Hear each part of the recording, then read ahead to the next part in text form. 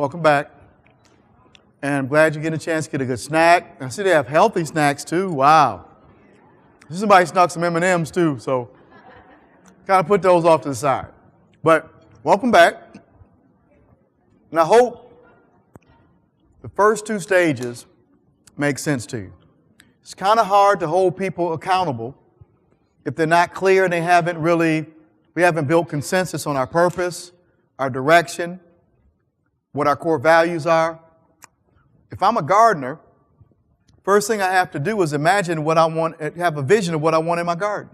If I don't have a vision of what I want in my garden, I'm just playing in the dirt. I know I want cucumbers here. I want lettuce there.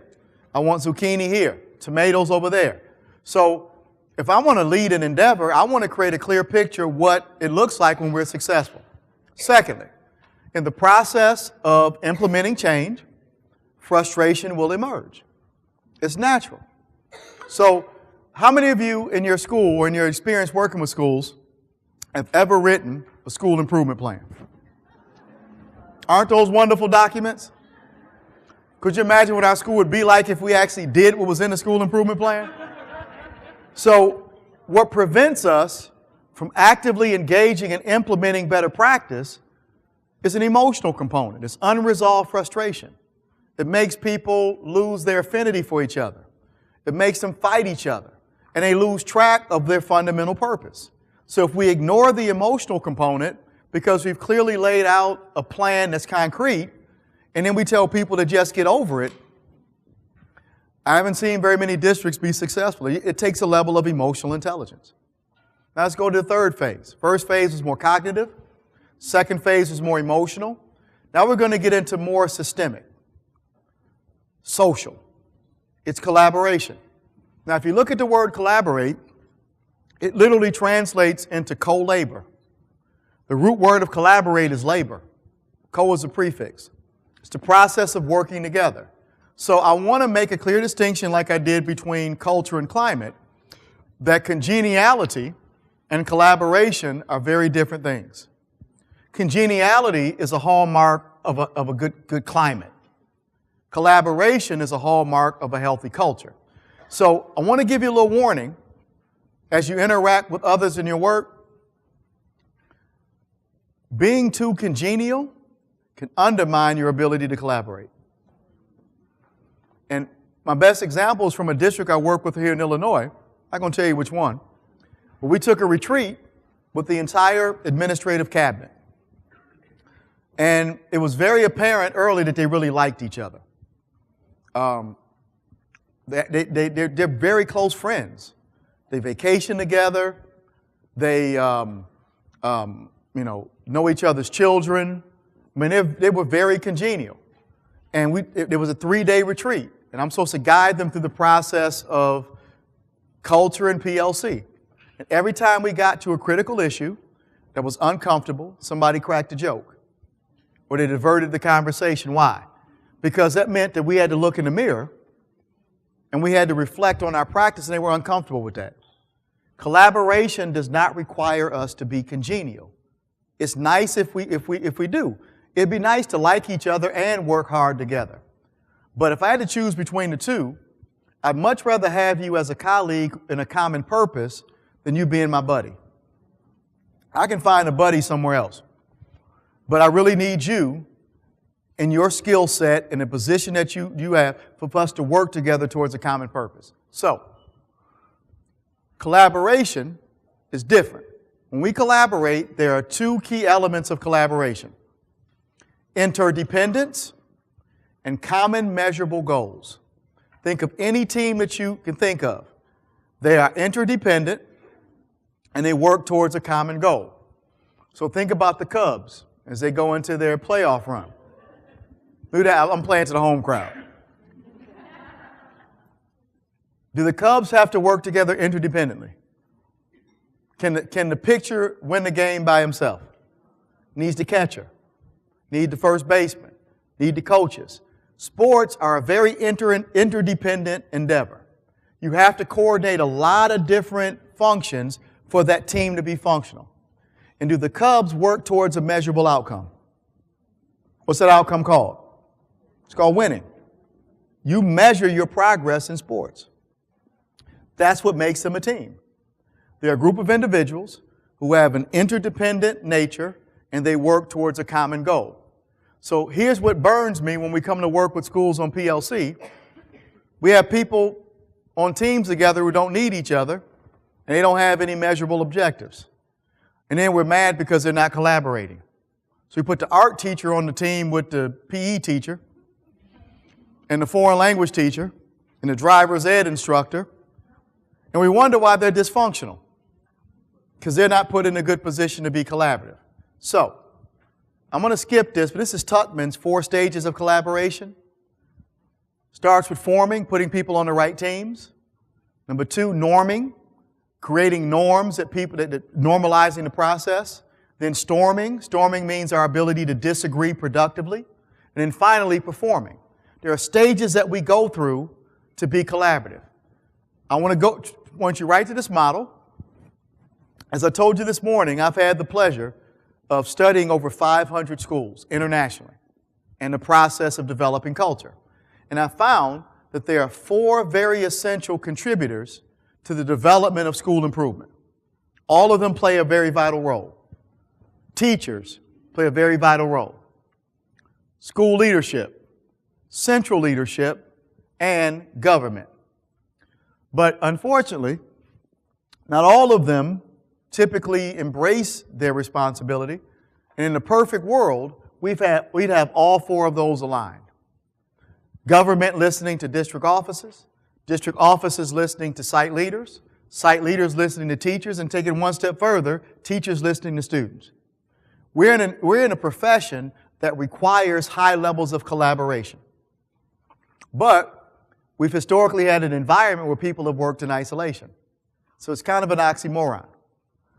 When I looked at what are the non-negotiable collaborative relationships, the one that's non-negotiable is the relationship between the main office and the classroom. A school can survive a dysfunctional central office. It'd be difficult, but they can. A school can survive a government who creates policies that are counterproductive. They can. But they cannot survive an unproductive relationship between site leadership and teachers who have direct contact with students. It is the most essential collaborative relationship culturally to the entire organization. So those of you who are in central office or you work with school systems, tell me is this a true statement? Every school that you observe or work with who's making profound progress, there's a strong relationship between the proficiency and the skill level of their site leaders and his or her ability to connect with teachers in a collaborative way to implement good policies, good practices, and good structures. Is that a fair assessment? So if we have any central office people here, probably your most important job as a central administrator is who you hire there. Larry Lazat and Ron Edmonds, in their Effective Schools research, 7 correlates of effective schools, said they've never studied an effective school that did not have a strong instructional leader. So if you're looking for a high leverage way to use your influence in central office, is to put the right people in that seat and support their relationship and development with the teachers. I call it in my literature the relationship between the managerial and collegial parts of the organization. I don't have time to go as deeply into that as I'd like, but all of these components have some dynamic relationships that are developed in their development. They're things that teachers need from administrators, things that administrators need from teachers, vice versa. So, I want to move to giving you some activities for you to try when you go back. All of these entities need each other. But unfortunately, the further we get away from the classroom, the less impactful that collaborative relationship is. But it is important, but it becomes less impactful. I like to compare the relationship between site leadership and the teachers who are actively engaged in the process of teaching children. I like to compare it to the relationship between 2 parents. How many of you are raising children with a partner? I would say significant other, but they don't have to be significant. They don't. Why do I say that? I didn't say that to be funny, really, I didn't. I know parents who were never married and are great parents. I know parents who are divorced. They can't stand each other. But the relationship that they preserve is their parental relationship, because they recognize if there's a collaborative, healthy relationship between them from a parental standpoint, what does that do to the likelihood of their children growing up to be productive adults? It increases it. So even if there was some trauma between the two individuals, if they're mature, they'll preserve that relationship because they know its impact on children. Well, what I like principals to know and superintendents to know is that those relationships have to be preserved at an educational level. No matter what you think of your principal, if you're a teacher, you need him or her. If you're a principal, no matter what you think of your teachers, you need them. You can't be successful in what you do without them. So now that we're clear on our plan, we know how to address obstacles, now we got to figure out what we need from each other. And my oldest daughter, she is a second-year graduate student at St. Mary's College in California, studying to be a licensed child therapist, child and family therapist. A couple years ago, I sat her down, and I was kind of being smart aleck. I was like, what am I getting for my investment? What the heck are you learning? She said, well, Dad, quite a bit. Pull up a chair. And I did. She said, what really struck me in my first year is that in our psychology classes, we're learning, since I'm going to be a relationship and family child therapist, that relationships are actually pretty simple institutions. They're really based on two clear principles: clearly articulated expectations and commitments that are honored once those expectations are clear. So he says, so think about any relationship you have, whether it's a spousal relationship or a professional relationship or a sibling relationship.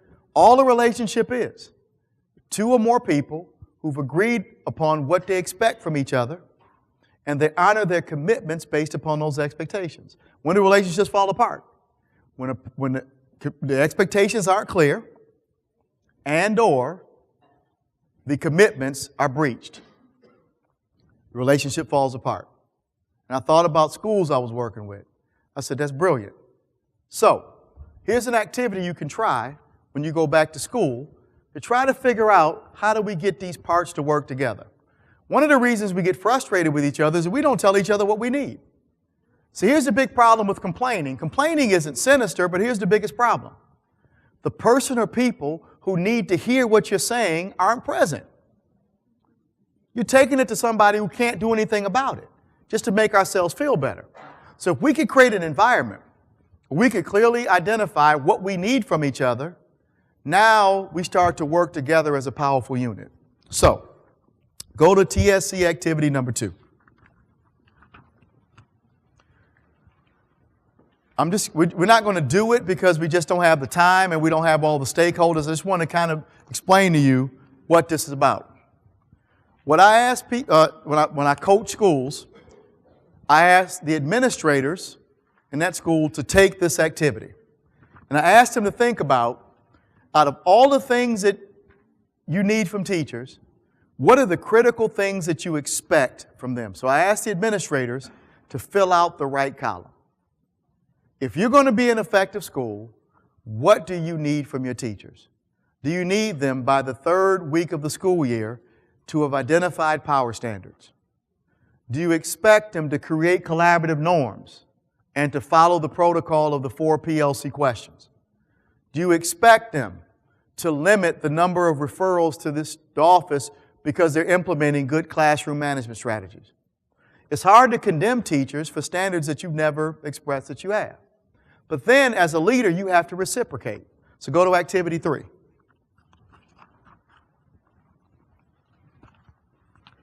We break teachers up into small groups and let them know it's unfair to condemn your school administrators if they're not clear what you expect from them. So we ask the teachers to fill out the right column of activity 3. As a person who is engaged in this collaborative relationship, what do you expect from your school administrators? Do you expect to get feedback on disciplinary issues within 24 hours? do you expect to be a part of making important curricular decisions? Do you expect formative assessment not to be used in my evaluation? See, it's unfair to go to the parking lot and talk about it, and the person who can actually do something about it isn't even aware. I give them a period of time to come up with their list, and then we swap. And I allow the administrators to take a look at what the teachers expect. The teachers have a conversation about what the administrators expect, and then they start to make commitments to those expectations. When I work with schools long term, I ask them to do about 2 or 3 a month. Doing too much at one time is overwhelming. We know what good schools look like, how teachers behave, how administrators behave. It's time we take the veil of secrecy off and start to be very clear about what we're expecting from teachers, what we're expecting from administrators. If you want to be brave, go to activities 4 and 5. Now we're going to engage central office with every school. It's amazing when I work with schools how much they have to say about central office. And a lot of it is true. But it would be nice if central office was a part of that conversation. So I'm working with several schools in Milwaukee, and the central office has actually gone to meet with schools. And we sit down and do these activities. Central office sits at a table, teachers and administrators are at a table, and they're brainstorming, what do we need from central office? And what does central office need from us? Then I facilitate that dialogue, and both parties make commitments to each other. It is amazing how much the air gets cleared. Now the shroud of secrecy or ambiguity is gone. And we revisit it monthly. Maybe we need to tweak something. Maybe we need to add something. This is a part of that maturity and development of the culture. If I am going to co-labor with you, I want to know what you expect from me, and I want you to know what I expect from you. And if we're fair in our dialogue, we'll both commit to meet each other's expectations. The school I mentioned that I did the audit with, that was one of the 38 high-will, high-skill schools, at their school, when a new teacher or administrator comes, they have a handbook where all of those are present. First page reads, these are all the things that are expected of a teacher who works in our school. You are expected to be a contributing member to a collaborative team. You are expected to attend at least 4 professional developments a year. You are expected to understand our curriculum and share your pedagogy with others when there's evidence of effectiveness. But then on the next page, these are all the things that we expect from our administration.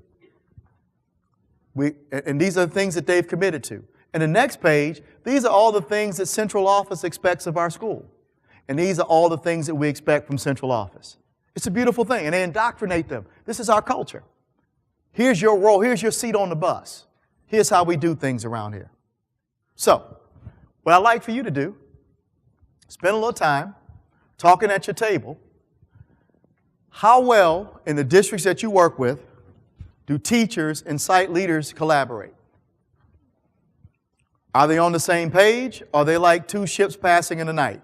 If not, if they're not on the same page, I would highly recommend you stimulating a dialogue and an activity just like I recommended. Get them to articulate what they need from each other. Listen to each other, and then start to make concrete commitments on what we're expecting each other to do. The last hard factor today, I kind of skipped past, but I want to go over it. In this endeavor, it's kind of a structural piece. These types of conversations always work best when those who have formal authority lead them. I wrote an article about this about a year ago, that there's a thin line between insubordination and feedback. And if as a leader you don't erase that line, it can be misconstrued. Let me give you an example. Let's say there's a kid who gets a test back, he doesn't like the grade he receives, and he says, hate this stupid class. Is that feedback or insubordination? It's ambiguous. It could be looked at as either. Why did the student have to do that? because the teacher never gave him permission to give feedback. So his feedback seems like a protest. What if the teacher had, after analyzing the student's test results, said, guys, I noticed many of you did poorly, and that troubles me. What went wrong? What did that teacher just do? Gave that student permission to do what? So whenever you have a position of authority or power, you have positional authority. That's real. It's not imagined. So if you don't give a person permission to give you feedback, they have a very real fear that if they're authentic with you, they could get in trouble. But if you give them permission, if you're in central office and you go to a fact-finding mission like they're doing in Milwaukee to all of the schools, we really want to know how we can help you. We need some things from you. Let's dialogue. Now, what have you just done? You've given them permission to give you feedback. When there's no permission given, here's what can happen. In trying to articulate what we need from each other, we can sometimes mistake being correct for being effective. Being right is no substitute for being effective. You know you can be right and ineffective at the same time? My mother has 7 sisters, and I have 2 aunts. 2 of my 7 aunts, who between them, they've been married 8 times. They'll tell you everything wrong with every single husband. And they're right. But guess what they've never been? Effective. They've never met their objective. But they are satisfied with just verbally undressing you. And they don't recognize that their need to be right undermines their ability to be effective. So just because something is true, there's a way that you say it. If Sandra has parsley in her teeth, I don't say, ugh, look at that in your teeth. Is there a way that I say it? So I can be right and turn her off. But I say, Sandra, come here. That's how you do it. You don't embarrass that person. So I've had leaders who claim that they keep it real. Don't let keeping it real be synonymous with courage. Courage takes a level of empathy. Maybe you're just crass. Maybe you're just brag. I was doing this activity in Nashville and had to come back because the principal was so immature. Every time the staff articulated something they needed from her, she got angry. And she shot back and got really, really unprofessional.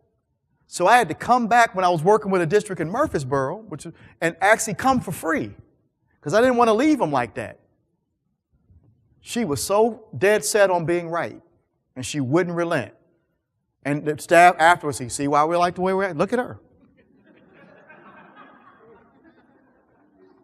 You're laughing because you know people like that, don't you? Don't mistake being correct with being effective. So take some time, about 5 minutes or so, and discuss those questions. We'll go to the last phase. Thank you. I know you could probably dialogue about this for quite some time. And I'm limited to the scope of the day. That's why I give you these activities to try when you go back to your environment, because these are things we have to work out. When I think about my children and our relationships, that there are 2 components. There are things that I expect of them, there are things that they expect of me, and we maintain that connection through our commitment to those expectations. My kids expect me to put a roof over their head. They expect me to provide a good example. They expect to go to the refrigerator and find food. And in turn, I expect them to do everything I tell them to do, how I want them to. And as long as that relationship is respected, what happens? We have a strong collaborative relationship. And it breaks down when I either breach my duty or they breach theirs. What's difficult about schools is that schools were designed to be individualized. And we've never really had to act like an organization. So we're defining roles that we've never had to explicitly define before. And we have to do that if we want a healthy culture. And what happens is if we don't do that and it's ambiguous, you may have somebody who meets your needs just because they have that type of personality, and then they leave and somebody totally different comes in and the school falls apart because We were looking for personalities rather than people to fit a certain role. So as I said, when I was doing this work with this district yesterday, they had a charismatic principal who everybody loved, and he left and everything fell apart. And I wanted them to recognize that a big part of that was their responsibility. You were caught up in the cult of personality. Principal is a position. And no matter who steps into that position, you have to be clear with your HR department, with the superintendent, with the new principal, that these are things that we need from you to do our job properly. We don't care who sits in that seat. These are things that we need. And if that's not clear, then we end up kind of Dow Jonesing, going up and down, up and down. We have to create a collaborative environment. Let's go to the fourth stage, called institutionalizing cultural health. This is when we're ready to just totally move forward.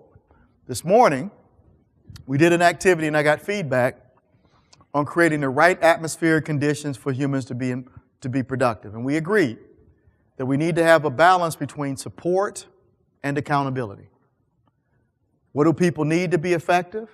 And how do we hold them to account for being effective? Has to be a balance between the two. And I explained that support has to precede accountability.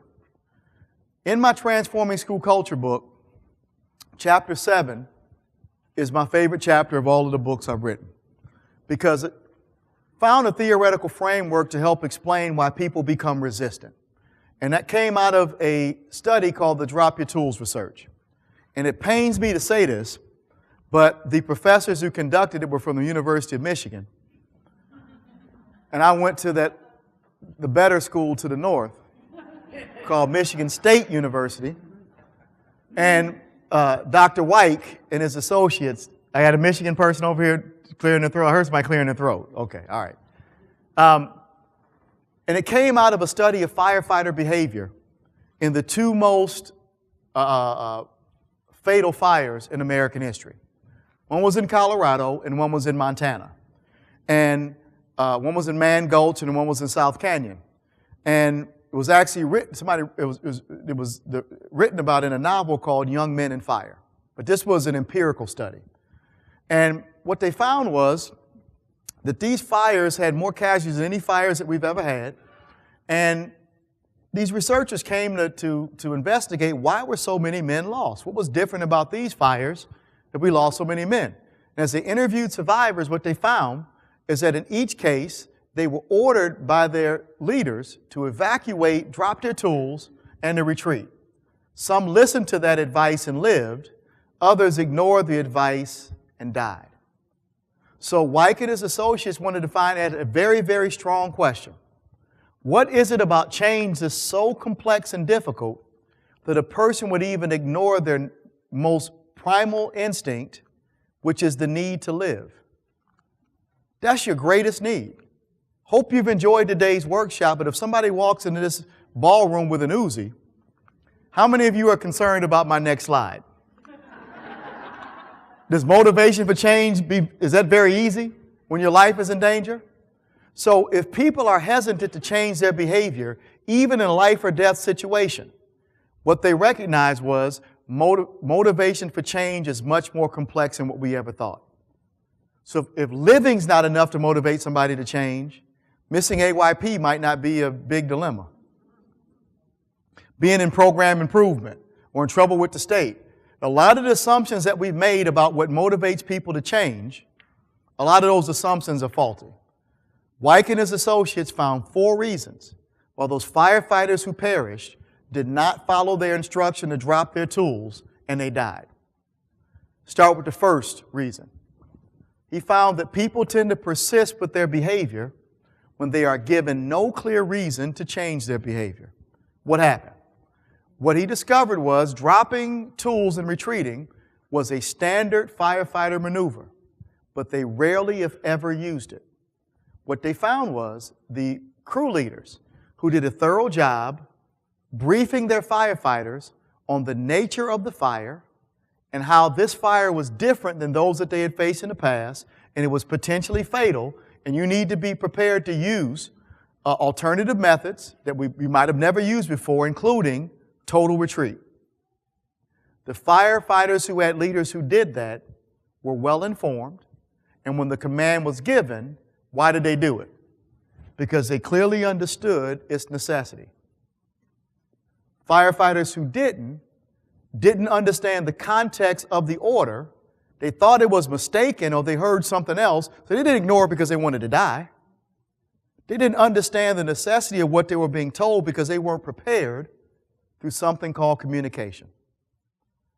Communication was the breach that made these firefighters perish. So, in our endeavor to change behavior and change culture, the first support that people need is communication. People don't change their behavior if they don't clearly understand why changing their behavior is a necessity. We're rational beings. So the first question we need to answer systemically, you want people to implement your strategies? Answer the question, why? Why do I need to change this? And how do we answer that question? Through a concept called communication. So go to your handout. This is the best tool I've ever developed. It is really a summary of years and years of research in a practical tool. So the first support that people need that's essential for change is communication. There are three critical components in this process. So I'm thinking about PBIS, I'm thinking about RTI, PLC, Fontes and Pinnell. I want this school to really get on this bus. What's the first thing they need? Communication. First bullet reads, all stakeholders have been provided or given relevant data. Relevant data. So, do people even understand that what they're doing is flawed? Why would I need to change my behavior if there's no evidence of what I'm doing is flawed? Collins said that change begins with confronting brutal what? So if you want me to change my literacy strategy, what's the first thing I have to do as a leader? Show you evidence or facts that what we're currently doing is not meeting the standard that we expect. If you can't give me evidence that what I'm doing isn't working, why would I ever be compelled to change? That's the first obligation of the leader. What did the crew leaders do? They explained that this isn't a regular fire. This is an extraordinary fire. So the evidence was, you're going to have to do something different than we did before because they gave them the brutal facts. Go to the second bullet. The rationale for the proposed change has been thoroughly explained by leadership. So let's say we're struggling with writing. I can produce evidence that writing is a really deficient area. Are there several different buses we could choose for writing? Give me some. Writer's Workshop, Lucy Calkins, 6-trait writing technique.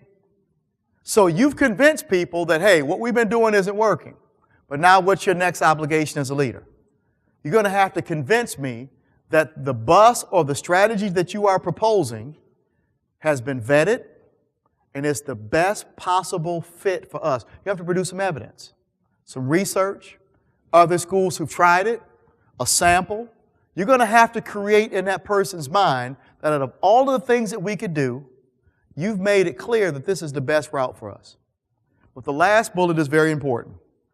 Several viable alternatives have been explored, and the staff has been given an opportunity to provide input.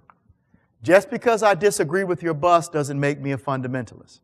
So let's say that Linda disagrees with my proposal to use Lucy Calkins. Let me tell you why. Because she worked in another district that tried it, previously coming to ours. It was a miserable failure. Does that make her an enemy of mine or to the system if she disagrees with my proposal? Yes or no? So if I have presented facts, Linda, and I presented evidence why I believe Lucy Calkins is best, I'm okay with your disagreement, but what are you going to have to do if you disagree? Produce more compelling evidence. That's a good argument. That's a good disagreement. People who want the same thing, but they're debating the merit of what's best as far as change. You've just framed the argument in a way that now we're looking at evidence. This is what scientists do. They argue about hypotheses and gathering evidence. This is how research is conducted. So if Linda and I still can't make a compromise, what can we do? Engage in some action research. Linda teaches 3rd grade. You'll try Writer's Workshop. I'll have 4th grade, try Lucy Calkins. We're going to come back at some point and gather more evidence. And Linda, if the evidence proves that Lucy Calkins works best, what do I expect you to do? Get on the bus. Don't talk about me in the lounge either. If Linda's way works best, what do I have to do? Thank her, give her a high five, thank her for speaking up, present her evidence, and use my influence to get people on the Writer's Workshop bus. Just because a person disagrees with you doesn't make them a fundamentalist. What I found in my Transforming School Culture study is that nearly 70% of the factors that lead to resistance to change we can trace directly back to communication. If you would address how what you're proposing is communicated, you could reduce nearly 70% of your adult drama. What I'd like for you to do right now is think about the last initiative or change that you had to champion or was championed in your district. And I want you to analyze the communication through this lens. Were facts presented? Was evidence produced about why this is the best route to go? And was there a collaborative dialogue about how we implement it? Were there alternative theories? And if that didn't happen, I want you to discuss, was there any pushback or negative energy based upon this not being done? Take about 5 minutes. Analyze how you implement change through this communication lens. Heard a lot of very, very powerful dialogue. Any questions about the importance of communication, how we do it, what needs to be communicated, how we engage in that communication? People tend not to change their behavior if they are not clearly and rationally convinced that what we are doing is not working and that what you're proposing is better than what they're doing. We built in doubt. And if anybody's ever raised a teenager, we use that logic with them all the time. We'll tell them, well, if your friend jumped off a bridge, would you do it too? What are we expecting our teenagers to use? Some common rational sense. If something doesn't make sense to you, why would you ever feel compelled to do it? So a leader has an obligation as a support to make what we're asking people to do make sense. And now some of you approached me about coming to PLC institutes in the past. That's our whole focus, is to make PLC make sense to you. That you'll leave and say, man, okay, I get that now. You owe that to everybody that you lead. Questions, comments, etc. about communication.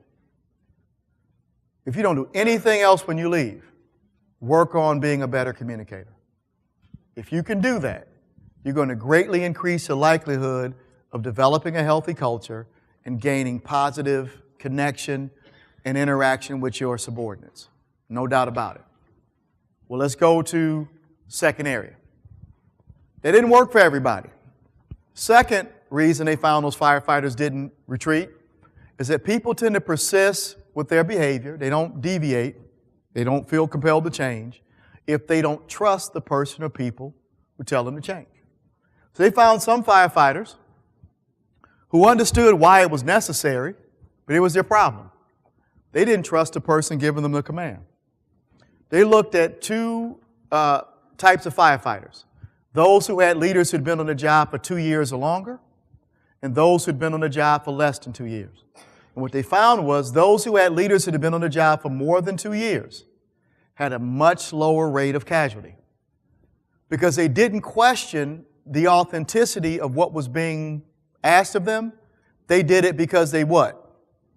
Trusted the person who was giving them the command. And a firefighter who may be a veteran, who's been through a lot of fires, and Sandra's been on her job for 2 months, she could be very qualified, but I don't know Sandra. We're in the middle of a war, we're in the middle of a fire, and Sandra yells, drop your tools and retreat. Here's what I have to do as a leader, as a subordinate. Do I trust this person whom I barely know, or do I trust my instincts, which have safely delivered me from fire to fire to fire? What did a lot of firefighters in that position do? They chose what? Instincts, and they died not because they didn't get good advice. They didn't trust the person giving them the advice. So let's take it to the school level. Imagine a poor teacher who's gone through 5 principals in 8 years. She's had 46 buses proposed to her in those 8 years. And in the past, she's trusted or she was attracted to the logic of what was being proposed. She got on the bus, sat down. What happened to the bus shortly thereafter? Crashed, rolled over in a ditch, blew up.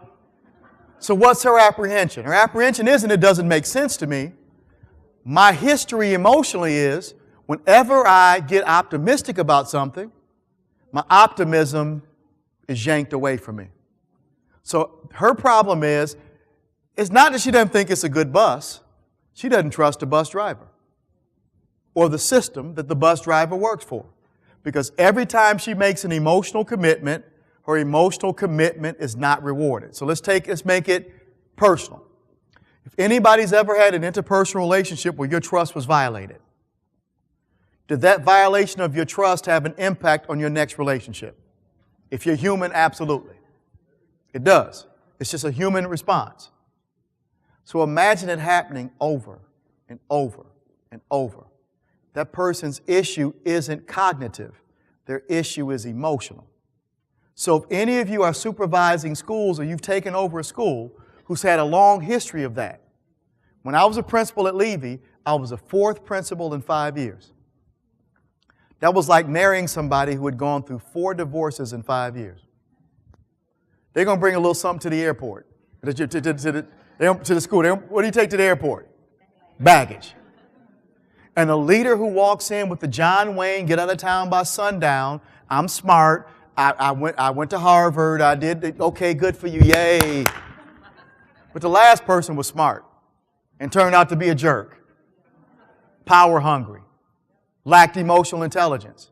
You're going to have to exhibit a level of patience because you're dealing with people who are experiencing some emotional damage. And you got to be patient. If I marry somebody who's been divorced 4 times in 5 years, I got to recognize that a lot of her anger has nothing to do with me. I'm just catching it. So how many new administrators do we have here? 3 years or less. You have people who may be apprehensive about you and it has nothing to do with you. You're paying for stuff other people did. But you got to be patient, and they're waiting for you to prove that you are different than those who have let them down in the past. So go to your handout. Now we're getting into relationships. Stage 2 and 3 of our process we went through today was all about relationships. Have we put people on good collaborative teams where they get a chance to interact with other people? You need to check that off. Was our change a collaborative process? Second bullet, have we opened up the forum for people to safely express their trust issues? I want to hear what happened the last time you implemented a new literacy strategy. I want to give you a forum to feel comfortable challenging my ethics. When I asked you about a transformational leader, a lot of those were soft skills. Ethics. Approachable. Somebody who was empathetic. Well, how are you going to manifest that? Last bullet. This is something that is incumbent upon the subordinate. If you as a leader open yourself up to their issues and you do all you can to soothe their anxieties, at some point they have to take the step to trust. Because anybody that's had their trust violated, you recognize that if somebody's trying to be different and better, at some point you become the problem. At some point you have to let go of that pessimism. So I've worked with schools where the principal has done everything that he or she could do to extend an olive branch, engage in a collaborative dialogue, meet their needs, but they still have their fist balled up. We understand it for a while, but at some point, you got to let that go. because your own pessimism has become the problem. So this is a collaborative piece. So I want you to take a few minutes and talk. Think about the last initiative implemented in your district, or you tried to implement. Was trust an issue? Was it that it was presented well, resources were given, were people's apprehensions based upon a trust issue? And if so, was there any protocol or ways to gather that information and respond? How emotionally intelligent is your school or district? Take about 3 or 4 minutes and talk. We spent a large portion of our learning experience today really addressing the emotional component of great leadership, with addressing frustration, collaboration, that if people don't trust you, I don't care how smart you are and how much data you present, their resistance isn't because it doesn't make sense to them, they just don't trust you yet. So on your handout, I asked you next to communication to write down why. Under relationships, please write who. Some people respond because they understand the why. Some people respond because they trust the who. If they trust you, you don't even have to make it make sense. They'll just do it because they trust you. Because they know that you're ethical. They know that you're concerned. And they'll get on the bus, you can drive wherever you want because they trust you. So it's not just explaining why, it's establishing that we're trustworthy enough and that they trust us. Let's go to the third area. People persist when they view the alternative being offered as more frightening or less compelling. Let's go back to the firefighters. What Wyke and his associates found was that dropping tools and retreating were standard operating procedures. And the firefighters were supposed to practice all of their standard maneuvers for a certain amount of hours per month. And they were supposed to log their practice hours in a practice log. When Wyke looked at the squads who had very, very high rates of attrition or death, guess what he found in their logs? They never practiced. So it wasn't that they didn't think it was a good idea. It wasn't that they didn't trust. They really weren't really confident because he had never practiced it, that they could execute it properly, and that what they were doing, which they were more confident in, seemed like a better alternative. Now here's something I want you to recognize. Some of you are working with people, or how many of you work with people who can barely handle the regular day-to-day responsibilities of their position? Any of you? Classroom management is tough. It's tough, isn't it? Collaborating with parents, lesson planning, understanding curriculum. And here you come back from Springfield with an arm full of new strategies to a person who can't handle what he or she has.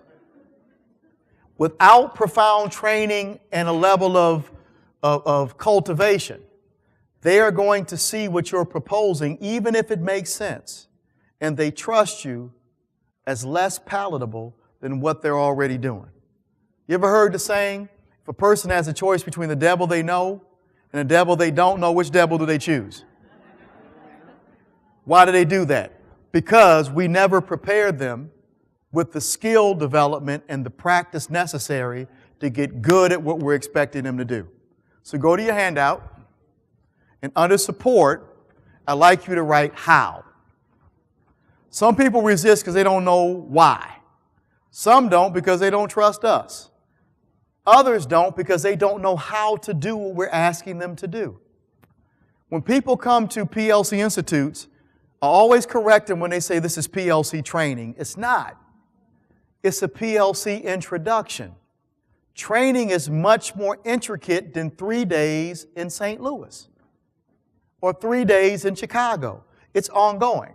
So if I want somebody to get on the bus, go to the first bullet of support.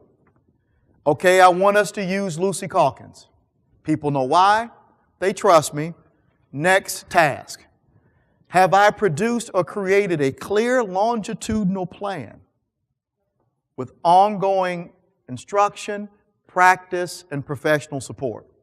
because it's going to take a while before I get good at this. Go to the next bullet. Do we have a clear timeline for expectation of performance? The school district I worked with yesterday, I talked about some of their literacy strategies that were still in boxes that they had never used, and they had a new one since the one they didn't use before, and they're going to be evaluated on it, and they were given an online link for some online tutorial before their permanent record has an evaluation in it. So I asked the superintendent, am I hearing you say that an online portal with a link you sent out in an email is enough training that in 4 weeks, because they just started it this school year, you expect to see evidence of effectiveness? Well, Marzano has proficiency scales. When do I expect you to be a 1? I think that's reasonable. If I give you enough training, I can expect you to be a 1 by the end of the first semester. When do I expect for you to be a 2? When do I expect for you to be a 3? Do you think people will have less anxiety if our expectations of their performance are more reasonable and we've made a critical investment in their development and we're not expecting them to be experts overnight? Do you have a timeline of proficiency? Go to the next bullet. Extra resources have been allocated and set aside for staff members who may struggle at gaining the skill. Let me give you an example. Worked with a school in California, a district, who had gone to one-to-one devices. They had purchased iPads for every student, and they had taken their curriculum and their instructional material totally digital. And the principals were kind of up in arms about this because they're expected to be good at it relatively quickly. And one principal gave me the best example I've heard. He said, Dr. Muhammad, I feel overwhelmed because I have a broad range in my staff. I have second, third year teachers who have been using technology since they were 3 years old. And I have a 35-year veteran who still has a flip phone. Why would the district think that that range of comfort would mean that every teacher would get the exact same training? Obviously, for the 35-year vet who doesn't really understand technology as well or interact, she's going to need more attention. So as you expect people to get better, do you recognize that just like kids, educators don't learn at the same pace and they don't learn the same way? Some people, we're going to have to differentiate our service and our resources because they're going to reach it at different points. So I have a question for you. How many of you would feel more comfortable changing if you clearly understood why what you were being asked to do was necessary? You trusted the people who were leading you through this process, and you were given adequate training, reasonable expectations, and enough time to actually get good at what you were being asked to do. Who feel more comfortable changing? Can I see a show of hands? Here's what we know. People don't mind changing if they receive the proper support necessary to change. When districts skip these critical stages, they become up in arms because people aren't buying in. That's a mirror moment. That's not a window moment. The reason is you. If you don't improve your leadership, I'm talking not you, I'm talking about district I work with. If they don't improve their leadership, don't get mad at people for having an unfavorable response to bad strategies. We've studied change for over 100 years. We know what to do. So what I would advise you to do is you go back. I have districts all over the world using this protocol. Before they start to hold people accountable, they make sure that they can check off. There's evidence in all of these boxes. If you do this, you've done due diligence for support. What did I say support had to be balanced with? Go back. With what? Now, you're in a position to say, I'm not asking you, I'm telling you. Why? Because you know why it's necessary. You know how to do it. You have the time to do it. We've dealt with emotional relationship issues. Now it's just time to do it. So, the last reason that they found that some of the firefighters did not retreat is that some of the firefighters they were suffering from a concept in psychology called fusion. Fusion means you can't separate your work persona from your personal persona. Are firefighters known for running into danger or running away from danger? Which one? Into danger. So there were some firefighters that no matter how well it was explained, no matter how many olive branches were extended, no matter how much training were given, they had the choice. Do I retreat and feel like a coward, or do I die on my post? Some of them chose to die on their post. And Wyke and his associates said the only thing that leader could have done at that point was to physically pick them up against their will and drag them off out of the forest. Well, let's take it to the school level. Have any of you ever worked with a group of people I like to call the over my dead body people? I don't care how well you explain it. I don't care how many olive branches I don't care how much support you provide. When you go through these phases, you'll get most people on the bus. But there'll be a small minority that they made their life, that they made their reputation on being the resistor. People look to them as the resistor. They've grown that as their personal persona. So to cooperate with you, even when it's logical, means they give up what? Their reputation as what? The resistor. So to cooperate with you, even if it's logical, is to admit failure. All that works for them is the last page. I'm not asking you, I'm telling you. So under or near accountability, I want you to write do. At this point, we're not fulfilling a need, we're making a demand. Couple of bullets for you. Now that you've made those investments, now it's time to get a return on the investment. So it will be important for you as a leader to create a system of accountability that has been established as it relates to this new initiative. How are you going to assess the use of Kagan strategies? People are prepared to do it. They need to know clearly, what kind of feedback am I going to get? Because at this point, I'm not preparing you for it. I'm expecting that you do it. So do you have a system that gives them feedback? And then secondly, have you established clearly a level of proficiency that you expect them to be? At this point, most people are already on the bus, but you end up with a couple who choose that I'm just not going to do it. How do you know? Because you're checking for evidence. And at this point, you're free to pull the hammer out of your toolbox. The hammer has to be the last tool you pull out of the toolbox. What happens, educators, when the hammer is the first tool? You might unjustly use strategies on people that don't deserve it. If a person doesn't understand, they don't need coercion, they need an explanation. If people are emotionally fragile, they don't need you to be a bully, they need you to help build bridges. If a person has a skill deficit, they don't need you to make a demand, they need you to build their capacity. Once those are done, all that's necessary is the hammer. And I'll be honest with you.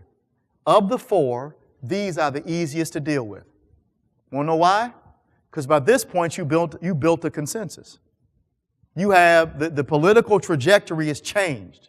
So if you have 48 people on that bus and 2 still standing in the road, thumbing the 48 on the bus, and you go out there and you say, get on this bus, we're running you over.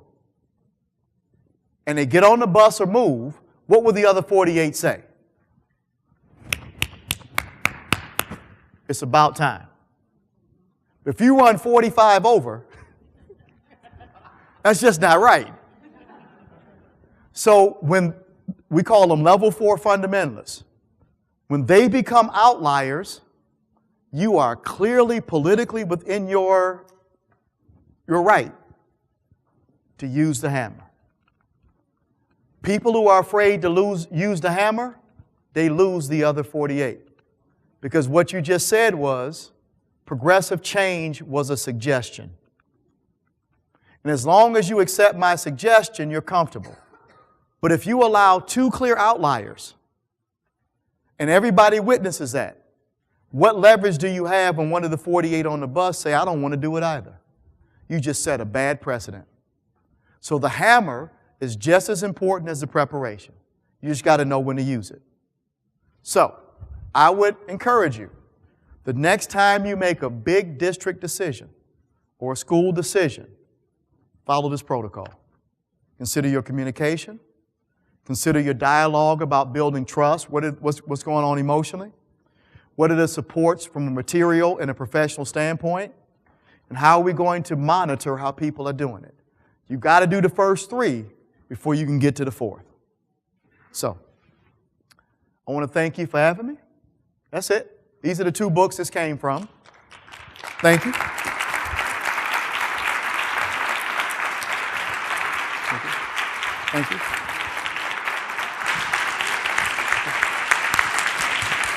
Thank you. Very humbling. Thank you.